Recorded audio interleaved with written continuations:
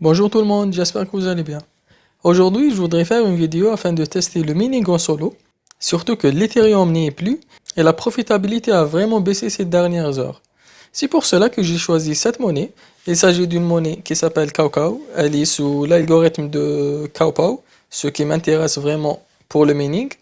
Certes, il consomme plus d'énergie, il produit plus de chaleur, mais bon, je peux gérer ça.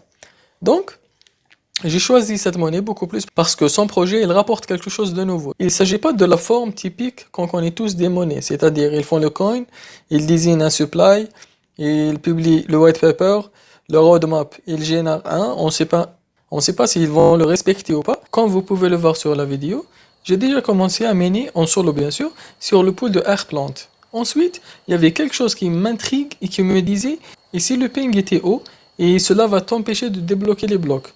Parce que, et je pense que vous le savez sûrement, et que le ping il est primordial. C'est un facteur très important pour miner en solo. C'est pour cela que si vous avez un ping de au moins 80 ou bien 75, je vous conseille d'y aller en pool parce que le solo n'est pas une solution pour vous. Ça, c'est un point. Ensuite, j'ai pris 2 minutes afin de tester le ping de chaque pool vis-à-vis mon point d'accès internet, bien sûr. C'est-à-dire le même point où mon rig il est actuellement connecté. Donc, j'ai commencé par Airplant, c'était 75 jusqu'à 80 maximum. D'autres, ils ont dépassé la limite, donc c'était quasiment pas un choix possible.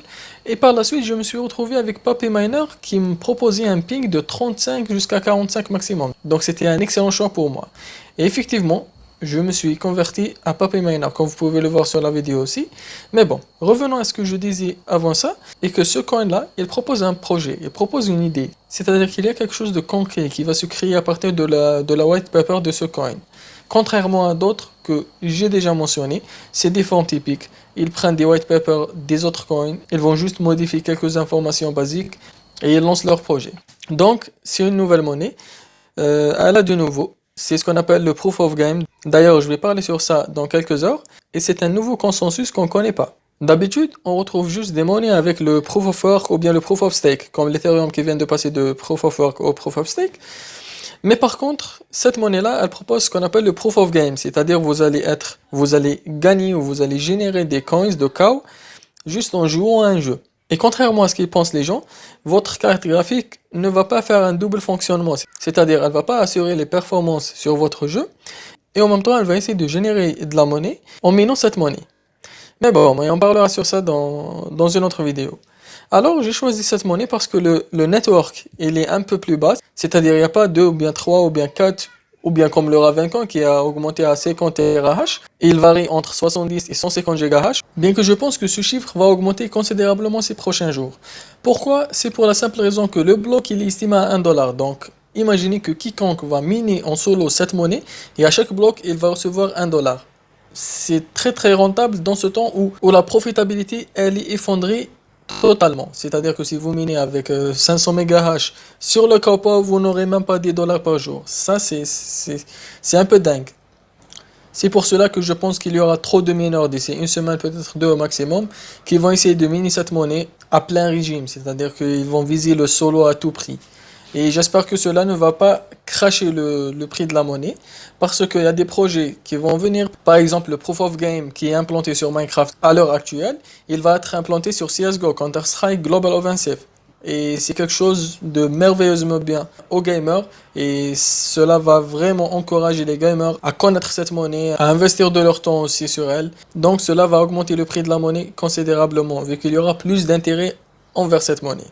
Mais bon, donc je vous laisse ici. Je viens de finir la configuration de mon rig en minant le solo sur le pool de PapiMiner. Je vais essayer de voir combien de temps il va prendre afin de générer un bloc. C'est ça mon but, c'est de générer un bloc seulement.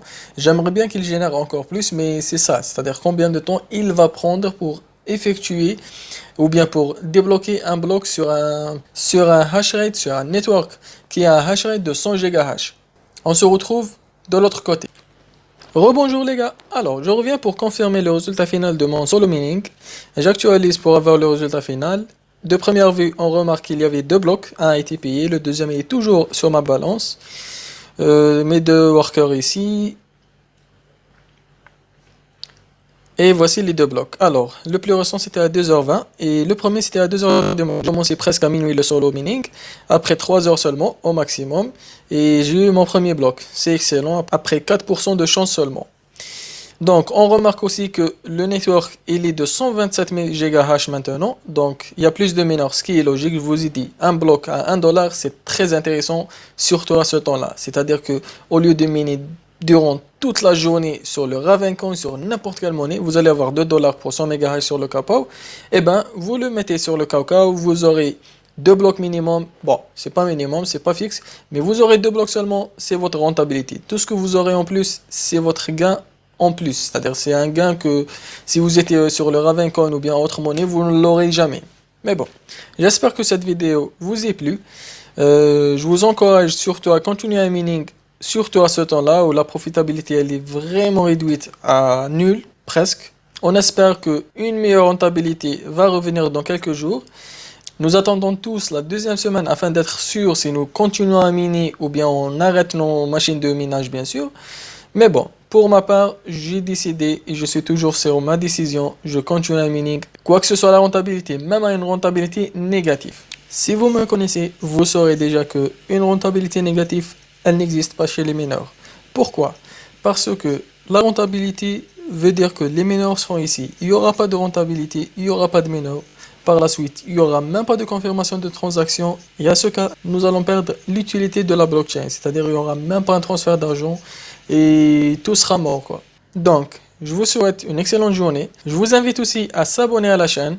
Cela va m'encourager à produire plus de contenu, à m'encourager à vous donner plus d'informations, plus d'astuces pour un meilleur ménage. Merci à tous.